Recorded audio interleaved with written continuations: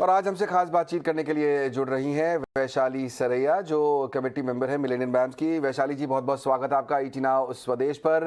आपके टीम के लोगों से हमारी मुलाकात हर सोमवार को होती है, हर बार हम बात करते हैं और काफ़ी पॉजिटिव और काफ़ी इंस्पायरिंग बातें इस सेगमेंट में हमारे होती हैं।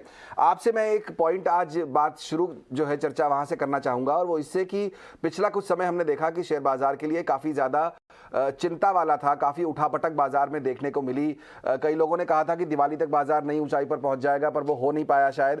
मेरा सवाल ये है कि ऐसे समय में जब आप लोग आते हैं बाजार में और मन बनाते हैं, तो कैसे तय कर पाते हैं कि अच्छा बाजार से घबराना है, नहीं घबराना है, बाहर निकलना है, रुकना है? ये स्ट्रैटेजी कैसे बनाते हैं आप लोग? Thank you first of all मुझे इस शो पे इनवाइट करने के लिए। एंड ये घबराहट जो होती है एक नए इन्वेस्टर के लिए, उसके लिए एक पहली बात बहुत जरूरी है कि हमें एक मेंटर की बहुत जरूरत रहती है। आई एम वेरी लकी कि मुझे धानुका सर जैसे मेंटर मिले हैं और वो हमें सही गाइडेंस देते हैं। एक सही गाइडेंस अपना इन्वेस्टिंग जर्नी को आसान बना देती है, इसलिए वो बहुत जरूरी है। उनकी फर्स्ट टीचिंग ये है कि आप नए इन्वेस्टर को सेंसेक्स का पे इतना महत्व नहीं देना चाहिए। इनफैक्ट उन्हें अपना खुद का एक सेंसेक्स बनाना चाहिए, क्योंकि रेगुलर सेंसेक्स पे बहुत सारे स्टॉक्स होते हैं, उसमें आपका खुद इन्वेस्टमेंट हो या ना हो ऐसा जरूरी नहीं है। आप जो अपने स्टॉक्स पे जो आप इन्वेस्ट करते हैं उसी में आज से आपको अपना देखना चाहिए कि उस पर ध्यान देखना चाहिए ज्यादातर। इंटरेस्टिंग बात आपने कही कि आप सेंसेक्स मत देखिए, आप अपना खुद का सेंसेक्स बनाइए, आप अपनी कंपनियां तय कीजिए और फिर उनका परफॉर्मेंस ट्रैक कीजिए। ये बहुत अच्छी सीख आप दे रही हैं। आप हमारी जो नई जनरेशन है, जो महिला निवेशक हैं जो आना चाहती हैं, वो एक कॉन्फिडेंस मिलता है लोगों को इससे।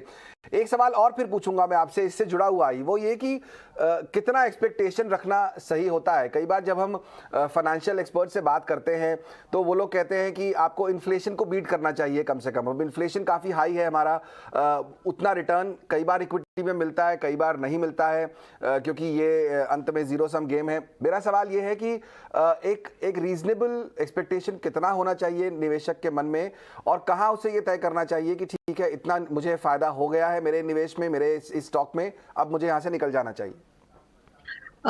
मेरे हिसाब से my expectation personally is 15% 15% investment में आपका इनिशियली आप नए इन्वेस्टर को रखना चाहिए।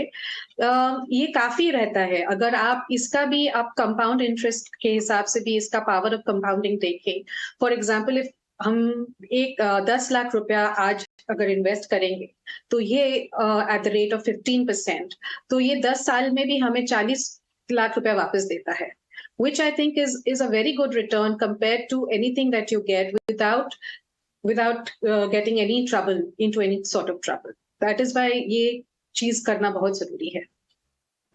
चलिए, बहुत बढ़िया। तो हर बार जो मैं सवाल पूछता हूं हमारे इन सफल महिला निवेशकों से, वही सवाल मैं आपसे भी पूछूंगा। कौन से वो 2 इंपॉर्टेंट मंत्र हैं जो आप आज की यंग जनरेशन को, महिला निवेशकों को देना चाहेंगी, जो आपने अपने अनुभव से पिछले कुछ समय से इन्वेस्टिंग के बारे में सीखे हैं? कौन सी 2 बातों का सबसे ज्यादा ध्यान रखना चाहिए उन्हें? फर्स्ट तो पहले अपने आप को एक मेंटर की बहुत इंपॉर्टेंस रखनी चाहिए। एक गाइडेंस आपको ढूंढना चाहिए अपने लिए। That is the first important thing. वो हमारे जो मेंटर हैं मिस धानुका जी, सिंप्लिसिटी में बहुत बिलीव करते हैं। वो कहते हैं कि जो चीज सिंपल है वो अपने आप को कॉन्फिडेंस देती है, कॉम्प्लिकेशन जो चीज होती है वो डर पैदा करती है। तो हर एक चीज को सिंप्लिसिटी के नजरिए से देखना चाहिए। वो कॉमन सेंस का इस्तेमाल बहुत जरूरी है ये सब चीजों में। और उसके बाद हमें फिर न्यूज़पेपर से मैक्रो इकोनॉमिक्स समझनी चाहिए। एक बार हम अपना मैक्रो इकोनॉमिक्स समझ चुके हैं तो फिर हम उस पे सेक्टर पे आ सकते हैं, और सेक्टर स्टडी करने के बाद हम एक स्टॉक सिलेक्ट कर सकते हैं सही तरीके से। अच्छी बात आपने बताई। यहाँ पर ये बेसिक प्रोसेस है जिसको फॉलो करना चाहिए, और ये कुछ बातें हैं जिनको ध्यान भी रखना चाहिए हमारे आज के नए निवेशकों को। बहुत बहुत शुक्रिया वैशाली जी, समय निकालकर आज हमारे साथ इस चर्चा में शामिल होने के लिए।